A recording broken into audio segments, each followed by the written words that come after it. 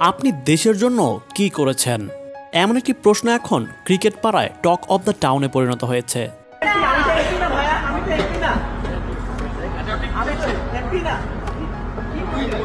প্রশ্নটি করেছেন বাংলাদেশ ক্রিকেটার সাকিব আল হাসান, সেটিও আবার বিদেশের মাটিতে দাঁড়িয়ে। কানাডায় গ্লোবাল টি-20 লিগের খেলা শেষে এক দর্শকের কথার প্রেক্ষিতে এমন প্রশ্ন করেছেন সাকিব। বিষয়টি নিয়ে সামাজিক মাধ্যম সহ বিভিন্ন অঙ্গনে আলোচনা সমালোচনা চলছে। বাংলার টাইগার টরন্টো ন্যাশনাল ম্যাচ শেষে সাকিব গ্যালারিতে থাকা দর্শকের সামনে গেলে একজন তাকে মুখ খুলতে বলেন। জবাবে সাকিব ওই দর্শককে প্রশ্ন করেন, আপনি দেশের জন্য কি করেছেন? এরপর বেশ কয়েকবার উত্তপ্ত বাক্য বিনিময় হয় দুজনের মধ্যে। সে সময় একই প্রশ্ন করেছেন সাকিব। সেই কথোপকথনের ভিডিও এখন ভাইরাল টপিকে পরিণত হয়েছে। একজন ক্রিকেটার এমন প্রশ্ন করতে পারেন কিনা এমনটাই বলছেন অনেকে।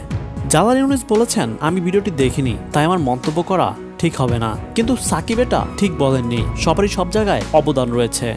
কোটা সংস্কার আন্দোলন শুরু হওয়ার পরে দেশের অবস্থা অস্থিতিশীল হয়ে ওঠে। এই ঘটনায় এখন পর্যন্ত নিহত সংখ্যা 200 ছাড়িয়েছে। অনেক বিশ্ববিদ্যালয়ের শিক্ষার্থীরাও মারা গিয়েছেন। আহতের সংখ্যা তো অগণিত। বিষয়টি নিয়ে বিভিন্ন অঙ্গনের মতো ক্রিকেট অঙ্গনের তারকারাও মুখ খুলছেন। কিন্তু সেই জায়গায় ব্যতিক্রম সাকিব। তিনি হতাহতের প্রসঙ্গে চুপ করে আছেন। বর্তমান পরিস্থিতিতে শুধুমাত্র ক্ষোভ যে সাকিবের উপর তাও কিন্তু নয়। শিক্ষার্থীরা ক্ষোভ প্রকাশ করেছেন মাশরাফির উপরেও। সাকিবের মতো এই ঘটনায় চুপ করে আছেন আরেক ক্রিকেটার মাশরাফি বিন মুর্তজা।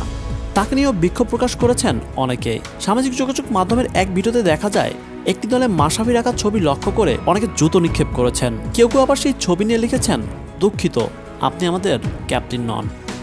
সমাজের বিভিন্ন অসঙ্গতি সহ নিজের এলাকায় মাশরাফি অনিয়মের বিরুদ্ধে বেশ সচেতন। ক্রিকেট অঙ্গনে বিভিন্ন সংকট সময়ে তাকে সবসময়ই সরব দেখা গেছে। কিন্তু কোটা সংস্কার আন্দোলন ঘিরে হতাহতের ঘটনায় তিনি নিশ্চুপ। সাকিব মাশরাফি দুজনেই সংসদ সদস্য। তারা দ্বাদশ জাতীয় সংসদ নির্বাচনে আওয়ামী লীগের হয়ে নির্বাচিত হয়েছেন। অনেকে বলছেন মানসিক পথ থেকে অনেক সমস্যা হচ্ছে, তাই কিছু বলতে পারছেন না। ক্রিকেটীয় অন্যায়ের বিরুদ্ধে সবসময় আপনারা দুজনেই সবার আগে মুখ খুলতেন। আজ আপনারা চুপ কেন? আপনাদেরকে যে শিক্ষার্থীরা সাপোর্ট করত, যাদের নিরলস সাপোর্টের জন্য আজ আপনারা সাকিব কিংবা মাশরাফিতে পরিণত হয়েছেন, তাদেরই এই সময়ে আপনারা চুপ কেন? চেয়ারে থেকে কিছু বলতে না পারলে সেই চেয়ার ছেড়ে দেওয়াই উত্তম।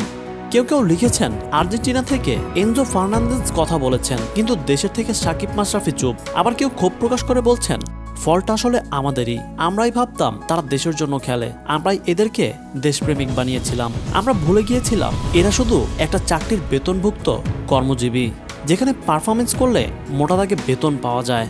বাংলাদেশের চলমান পরিস্থিতি নিয়ে জাতীয় দলের বর্তমান ও সাবেকে অনেক তারকাই কথা বলেছেন। মানুষত্ব বন্ধ করার আহ্বান জানিয়েছেন। শিক্ষাঙ্গন রক্তাক্ত না করার আকুতি জানিয়েছেন। কিন্তু সাকিব মাশরাফি কোনো কথাই বলেননি। তাদের মতো পেসার মোস্তাফিজ রহমানও চুপ আছেন। কাটার মাস্টার খ্যাত এই ক্রিকেটারও কোনো বার্তা দেননি।